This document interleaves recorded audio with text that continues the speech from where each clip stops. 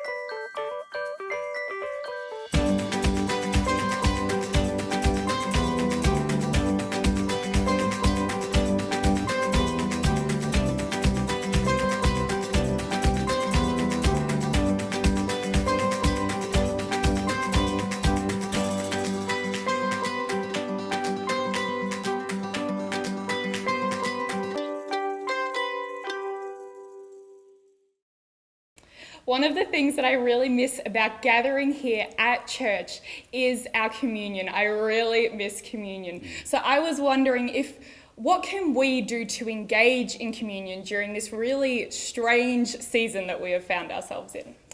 Well, Jenny, actually communion was given for all believers to be able to share with one another the reality and the truth of what Jesus had done for us when he died and he rose from the grave. So it's important to understand that communion doesn't belong to a specific building, but it's been given to people of faith. And there's so many structures in which we can minister the communion to each other. So firstly, I'd like to challenge leaders of the household, the dads or the single mums, or whoever is leading your household, to minister communion on a regular basis to the people of your household. Secondly, if you're in a life group or some form of church group that gathers online, that is a brilliant opportunity for you to invite people to use in their specific setting the communion elements while it is ministered on screen.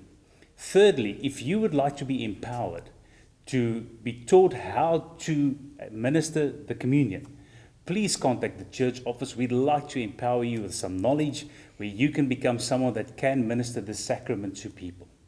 And then obviously after these services online, you can go and get the elements, and as a family, whoever is sharing this experience, have communion together. It is important to understand that you can also, as an individual, use communion to stir up your own faith and bring in remembrance what Christ has done for you. So don't let the online experience detract you from making use of communion on a regular basis. And so I would also presume that if people have any other questions, that they can contact the church? Absolutely. The church office is open. We are accessible. The pastor's phones are on. So make the call if you need to and send the email if you need to. Awesome. Well, it is now time for our message. So I'm going to throw over to Pastor Ken, who is going to be talking to us about transformation. Often when we think about transformation, we imagine an area of personal brokenness or weakness in someone's life, such as an area of addiction or emotional pain.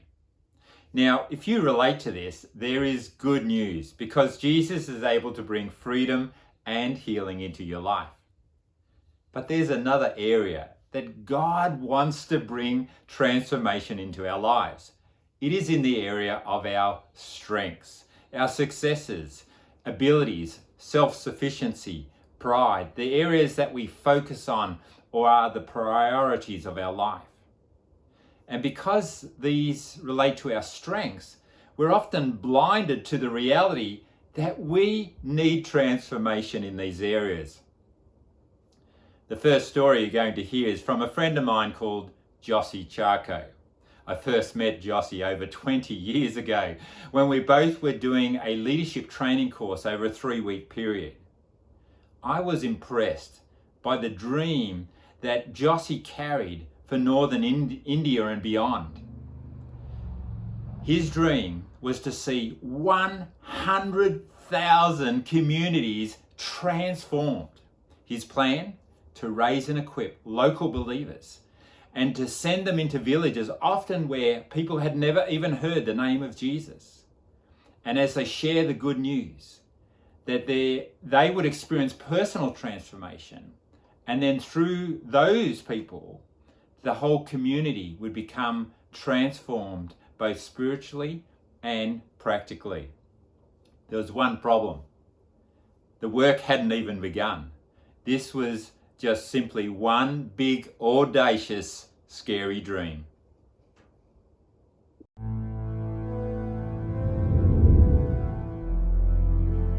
My name is Jossie Charco. I was born in a great Christian family. My grandfather was an incredibly successful entrepreneur, business leader. Unfortunately, my father had some mental illness that was very difficult for our family, but the positive thing about that was my grandfather kind of adopted me and mentored me through life, and certainly has helped me to be successful in business. When I was 17, came to Australia with a 20-kilo suitcase, 20 Australian dollars and a one-way ticket. For 3 months I've been searching for all kinds of jobs, could not find a single one. But from that place I go and knock on the door of a factory, and I still recall a little short man by the name of Claude with a big mustache, Italian guy, comes out and said, "What do you want?" And I said, "I want a job." And on the spot he offered me a job. The business started to become very successful, and we expanded and grew and developed, and along with it, I started to rise through the ranks, and before the age of 30 I wanted to be a millionaire and retire. That was kind of my dream. So for 12 years I worked with less than 3 hours sleep a day, and all day Sunday would be my sleeping day. Jenny, my girlfriend at that time, brought a proposal that she said, when we get married we should go to India for our honeymoon. And to me, I thought, that was a crazy idea. We thought, maybe going to Hawaii or somewhere else. But she wanted to see the Taj Mahal because everybody used to ask her, "Are you going out with an Indian? Have you seen the Taj Mahal?" Finally, I kind of gave in to the idea. We decided to go on our honeymoon to northern India. We were in a business class train and enjoying the comforts. And this boy came along and he swept the floor and then came asking for some money and begging. And for some unknown reason, I invited him to come with us on our honeymoon. Incredibly, he accepted. And then I realized that my newly wedded wife sitting next to me wasn't understanding any of the conversations. So I'm trying to convince Jenny to accept the idea of sharing our honeymoon with this kid. He had no family, nothing, lived in the railway stations, ate out of the rubbish bins. Here he is now sharing his story about things that he experienced and a world that he lived in. Child labor, slavery, sex trade, body parts business. I came away thinking, what is life all about? What am I building this money and wealth for? What is my faith all about? During this time, our company was getting ready to be listed on the Australian Stock Exchange. I knew we were going to make a lot of money from this process, but also trying to balance this experience with this kid. My boss, I shared with him, and his first response was, "You should really go and get some help. And then digging further, he thought I'd gone out of my mind like my father. You worked all your life and trying to chase the dream, and you're just about to get the dream, and you're wanting to walk away from it. It just didn't make any sense. After the confusion period, we knew that we needed to do something for others and stop living for ourselves. And so then we started to search for opportunities, and we knew we wanted to do something in the northern part of India because of our experience with Raju. But how do we help these people? So I thought the obvious thing was to offer my services to somebody else that were out there working, and I thought they will gladly receive it, especially when I'm not asking them for a salary or anything. I just wanted to be a volunteer with their organization. So I actually applied to one and got rejected, and second and third and fourth, and I actually applied to 7 different organizations. So what do we do now? Did we make a mistake? Because by this time I had already burned my bridges and left the business, and here I'm ready to help. Only to now find that nobody wants me. When I discussed with a lot of my friends, some of them said, well, why don't you set up your own organization and try the ideas that you have? And initially that was like, hey man, that's I don't have the experience and expertise, and certainly not all the skills to be able to pull it together. But the more I thought about it, I thought, yeah, why not? What have we got to lose? So reluctantly, we set up a new organization called Empath. It was a very difficult time, no company cars, no privileges. It was all gone. And now learning to do everything by yourself again, it was a very humbling experience. We set a target to see 100,000 communities transformed within a 30-year period. For the past 12 years, that's been my passion and challenge. The joy of seeing children receiving education, home, and love. And now there's more than 3,700 children who benefit every day from our projects and programs on the ground. Seeing women who have been empowered through tailoring and skills, as well as now they have a tool, a sewing machine, them running their businesses now, earning money and taking care of their families and sending their kids to school, is incredibly satisfying and rewarding. You meet a girl who was in the slum, 3 years later you meet, she is now a businesswoman. The transformation that is in their life, not only in that woman's, but the entire family's life. I really believe that every person is uniquely created with a very unique purpose and plan, and there's a very specific call on everybody's life. And the first half is really the training and the preparation for the fulfillment of that purpose and call, which is experienced in the second half. I feel my life now is much more in alignment between my faith, my social responsibilities, the family and skills, also the satisfaction and the rewards that I see and experience is so deep at a social and a human level, but also in a spiritual level. Because I know the difference that I'm making is not really going to finish with this world, but it's going to continue on into eternity.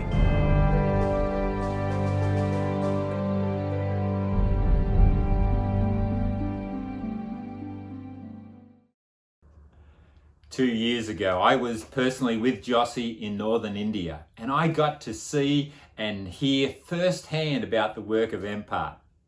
Currently, over 30,000 new churches have been started, over 1 million baptized new believers, and the work that they are doing in loving and serving their community is amazing, where so many lives are being transformed, both at a practical level and spiritually. In our own church, one of the things that we do is we run a food pantry to help families that are experiencing financial crisis. This is part of our mission where we are called to love people and serve our city. But just like Jossie, we fully understand that lasting transformation really only occurs when people first experience the transforming power of Jesus in their life at a heart level. That's why the first part of our mission is to raise and equip followers of Christ. The story you're about to hear next is one lady's experience when she came to our food pantry looking for help. As a young child, I was very spoiled. I was given everything that money could buy. I was an only child, so that came with that. My mom, she was a Catholic, and my dad was a very strong Hindu. So I was brought up in both, learning both of these religions, but they both taught me to actually fear God, that if I did anything wrong, I would be punished for it. So I tried to do everything in the best way I possibly could.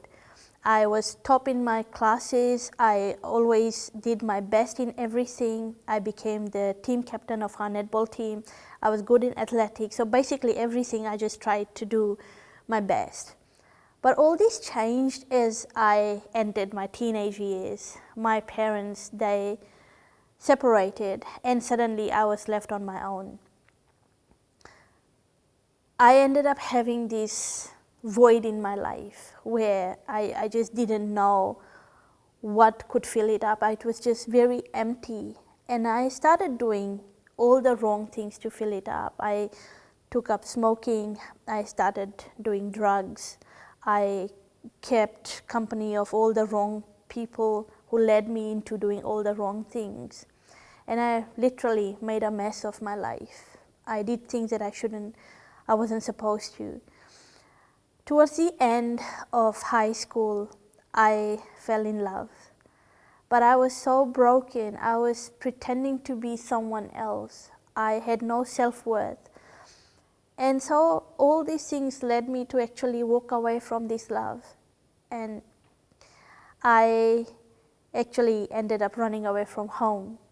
Somehow I made it back home, and I finished my high school year, and I ended up going to uni. But by that time I was so broken. I didn't know myself. I didn't know who I was. And I tried to stay away from my family. I moved as far away from them as I could. I didn't keep in touch with them. And I turned towards drinking.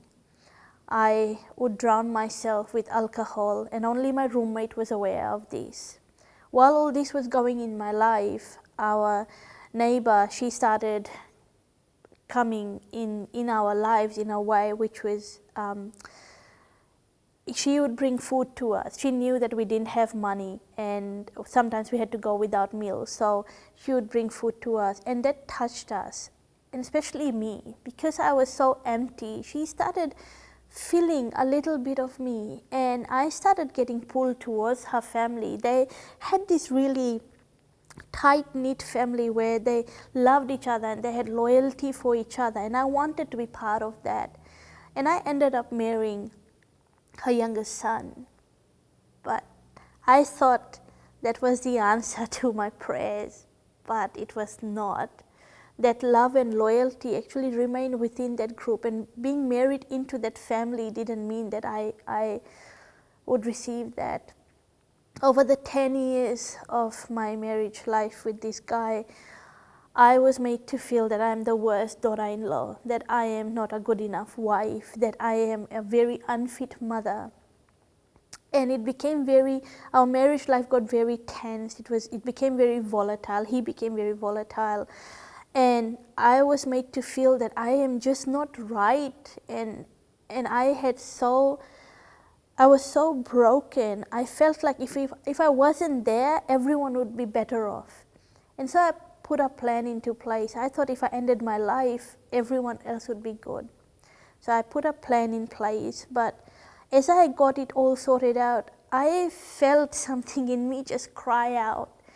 And I remember sitting down and just praying out and just crying out, actually, because I didn't know how to pray. I was just crying out and saying, God, you cannot be real. Because if you were real, you wouldn't be bringing all this pain in my life. All I ever wanted from life was love. And why am I so lonely? Why don't I have that love in my life? Do I have to fight for this love? And I was just so torn. I was crying. And I was saying that, God, I want to know the real you, if there is a real you, if there really is God. And I just cried. From there, everything just became more of a roller coaster ride. I suddenly just found myself homeless, without any money, a single mom looking after 2 children who had really life-threatening health issues. And I had to take care of these 2 kids without having any security, without having any support, because I didn't have any family here. And I had been so broken that I had turned away from everyone. I was brought to Berwick Church of Christ by my girlfriend's mom, and she brought me because I needed help. She introduced me to the food pantry.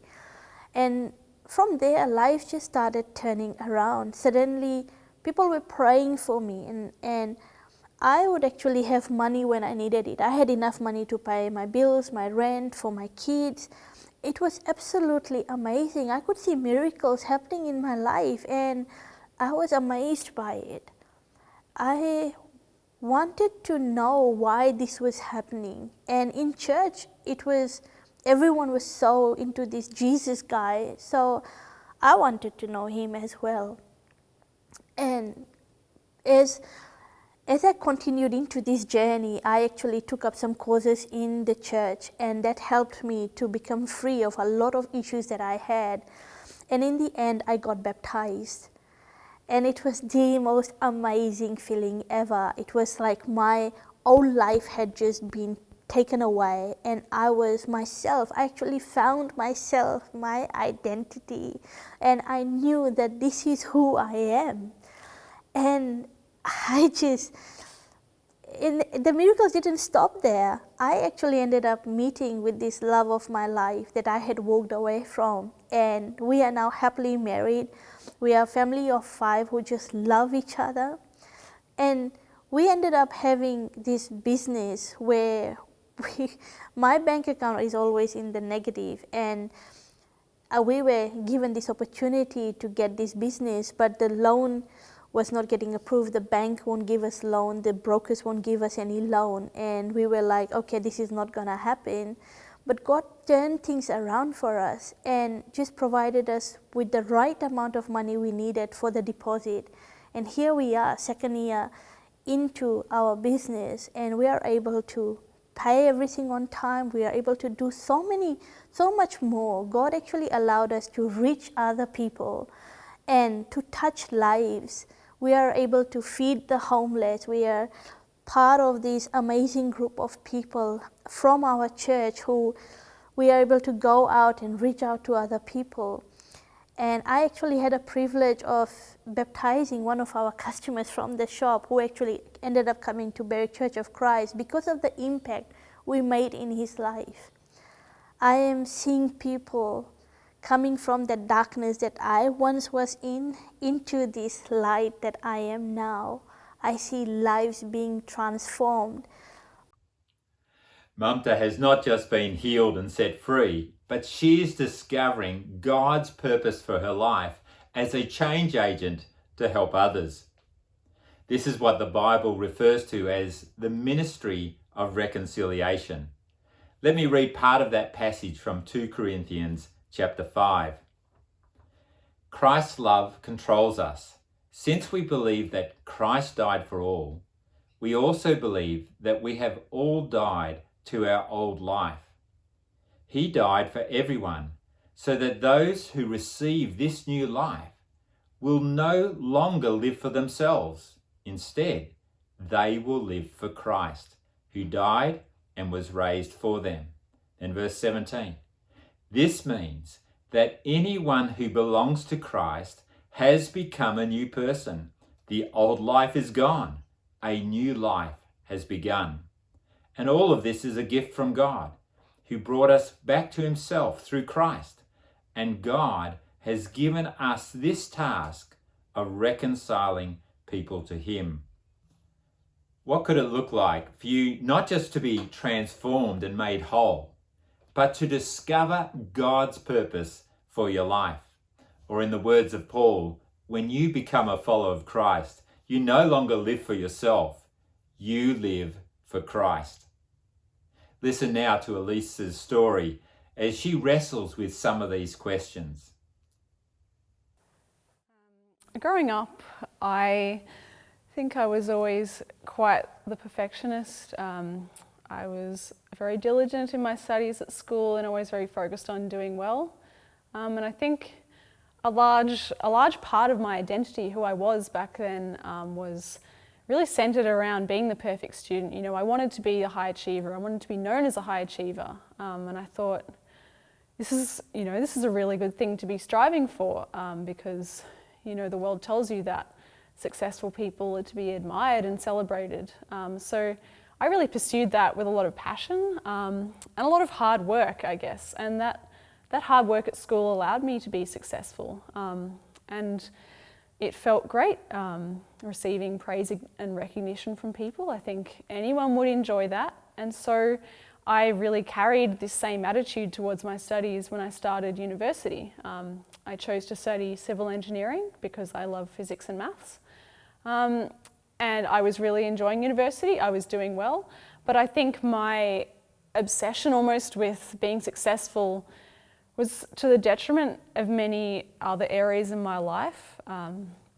I rarely attended life group. I often would miss Sunday morning services, and it was all because I was studying or working on an assignment, because to me the most important thing was to do everything perfectly and to do well. And during my second year of university, you know, I still had this same approach, but I think things started to change a little. I was realizing that I was in many ways just a number, and that, you know, I was a very small fish in a very big sea at university, and that most people didn't really know or care about who I was as a person or how well I was doing. And I really struggled with this. You know, this really challenged this big part of my identity. And around that same time, I was becoming more involved at church. I'd been connected a lot more with the young adults community. I had joined the worship team. And I was really loving these things. It was really adding a real positive influence to my life. So I think, you know, during this time of not really knowing where I was at, God was bringing up some really big questions in my life. We'd done a study in life group by John Bevere, Driven by Eternity, and I remember through that I was thinking, you know, what am I doing in my life that has real eternal value? And I was starting to think, you know, am I glorifying God through my success, or am I just taking all this glory for myself? And then starting to think, you know, if I want to follow God's calling on my life, you know, how does that fit in with engineering? Is it even possible to use engineering for that?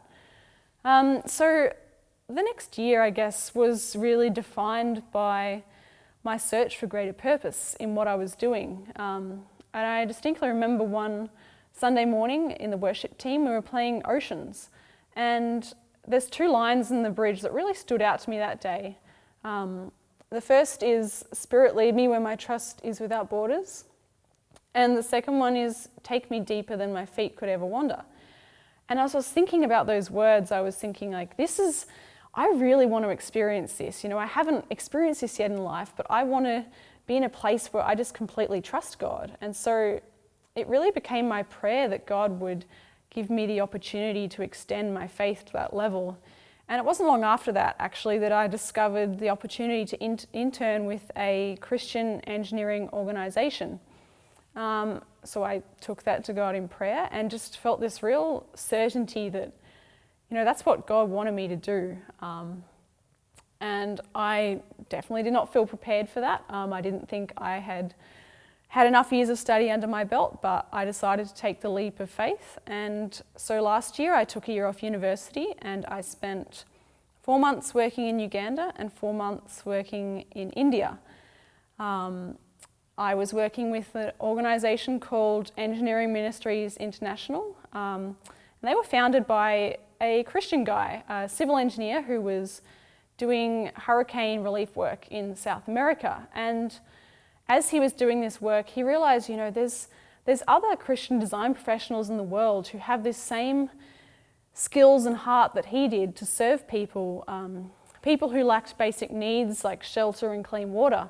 But there was just nothing out there to kind of facilitate these people to come together and do that work. And so he decided to form this organisation, and it's grown from there. During my internships, I was fortunate enough to work on the design of 2 school campuses. The one in Uganda is a primary school for children who are HIV positive, and the school in India is for quite a remote mountain village, and it's in a very tribal state of India. And these schools will both be Christian schools.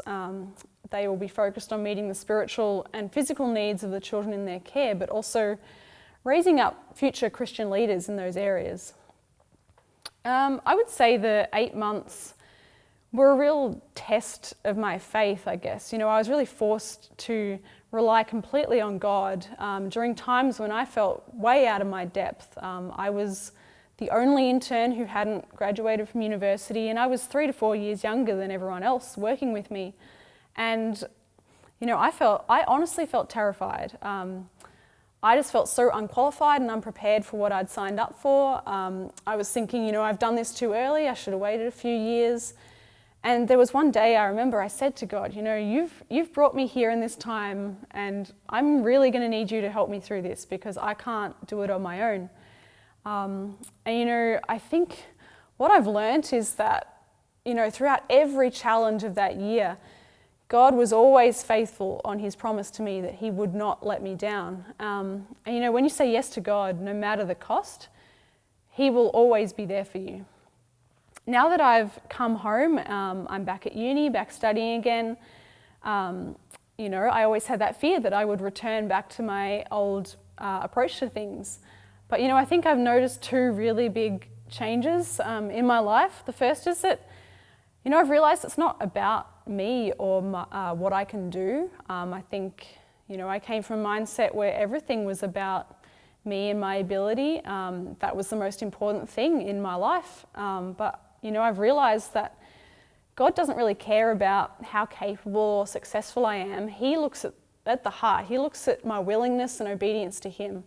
There's a saying I really like that says, God doesn't call the qualified, he qualifies the called. And so I think it's really beautiful that, God called me at a time where I didn't have the knowledge myself. I couldn't rely on my own strengths like I used to previously. I had to rely on him. And it just showed me that, it's not about what I can do. He just looks inside at the heart and my willingness and obedience to him. I think the second thing I've really taken away from this year is I just have a real peace about my future. Previously, I was always very stressed and caught up in this sense at university that, it's a fight to get that best, highest paying job after you graduate. Everyone wants the best job, and then once you're in that job, people are focused on climbing the corporate ladder. It's all about chasing, I guess, success and money, and it's exhausting to always feel like you're in competition with other people. But I've realised that God already has a plan for me and my life, and it's a perfect plan, and it just relieves all of that pressure of feeling like I have to compare myself to others, compete with others. And I've just realised that as long as I submit my life to God, everything will go according to his plan and it will all be perfect. Transformation is more than God bringing healing to our brokenness. It involves a complete change of thinking and way of viewing the world, of discovering our God-given purpose in life and learning to surrender and trust him totally. Jossie, Mamta and Elise all needed transforming. What about you? Now, if what you've been hearing and seeing today is relatively new for you, would you be willing to join an online discussion group as part of the Search to Find course that I've created to help people take those first steps on the journey. And secondly, for all of you, would you be willing to ask God what areas of your thinking, what areas of the way you look at the world, the way your life is operating, that needs to change? In a moment, the song that God used to speak to Elise, Oceans, will be played for you. And as you listen, we invite you to stop and ask God those questions, to say, God, what are you saying to me? And what do I need to do about it?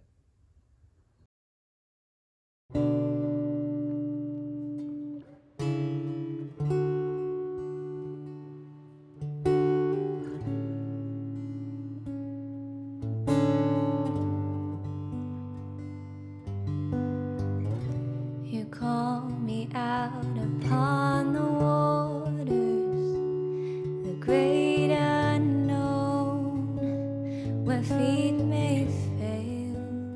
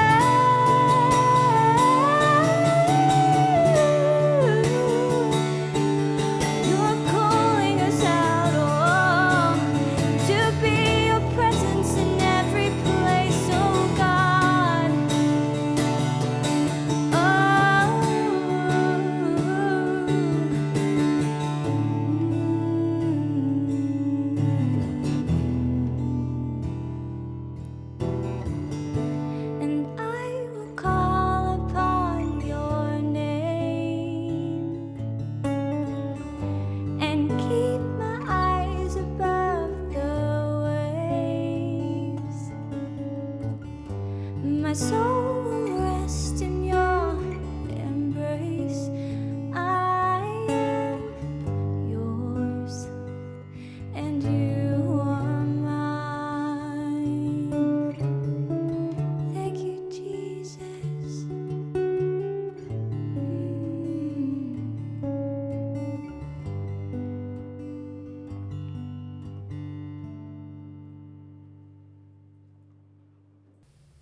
Pastor Ken mentioned the Search to Find course. If you haven't seen this first session, jump online. It is available there for you to watch. And if you are interested in joining the Search to Find course, please contact the church either by email or phone, and someone will be able to help you with the next step in that process. Next week is Mother's Day, and we have our wonderful Sue Nichols, who is a mum and runs several play groups, sharing her testimony. It is going to be really powerful. It is relevant whether you're a mum or not, so make sure that you're there for that next week. Have a good week.